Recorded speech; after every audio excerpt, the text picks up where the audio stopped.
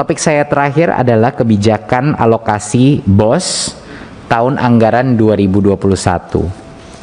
Ini adalah kabar gembira, kabar yang sangat gembira, karena mungkin saya jelaskan dulu masalah utamanya cara kita menghitung BOS sebelumnya.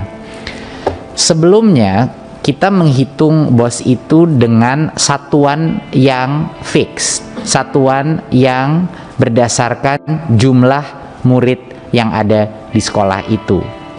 Sepertinya itu adil, tapi dalam kenyataannya di lapangan yang terjadi adalah sekolah-sekolah yang jumlah muridnya sedikit, dan banyak dari sekolah itu kebanyakan di daerah-daerah terluar dan tertinggal.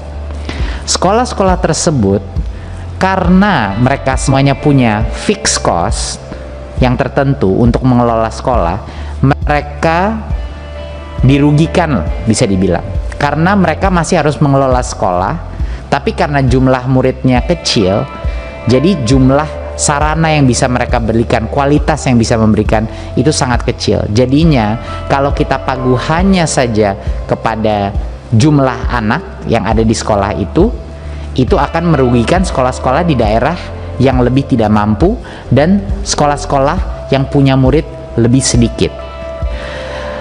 Kebalikannya juga sama. Bagi sekolah-sekolah yang memiliki jumlah murid yang besar, mereka bisa menikmati yang namanya economies of scale, di mana mereka bisa, contoh, mempunyai satu aula yang bisa di-share oleh SD, SMP, SMA, contohnya begitu. Mereka tinggal punya satu area buat olahraga dan lain-lain. Jadinya sekolah besar itu punya secara finansial suatu keunggulan strategis. Sedangkan dengan pekalkulasi BOS kita, kalau dihitung per anak saja, ya mereka mendapatkan malah lebih banyak keuntungan. Ya, jadi kabar gembiranya ini kita akan kedepannya merubah cara biaya satuan, menghitung biaya satuan BOS. Kita akan mendasarkan ini juga bukan hanya dari angka siswa, tapi dua variabel.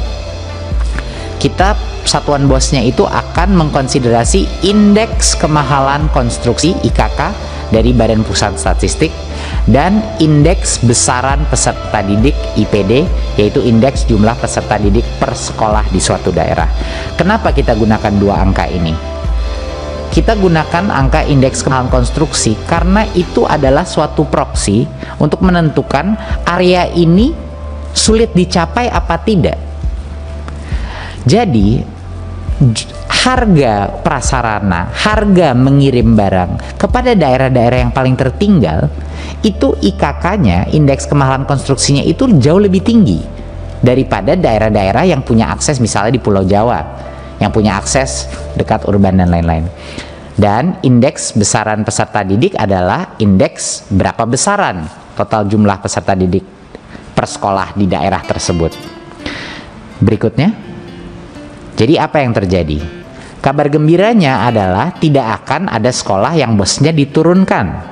Itu kabar gembira. Sekali lagi saya ulang, tidak akan ada sekolah tahun depan yang bosnya turun. Tetapi banyak sekali sekolah-sekolah kecil dan sekolah di daerah tertinggal akan meningkat bosnya tahun depan.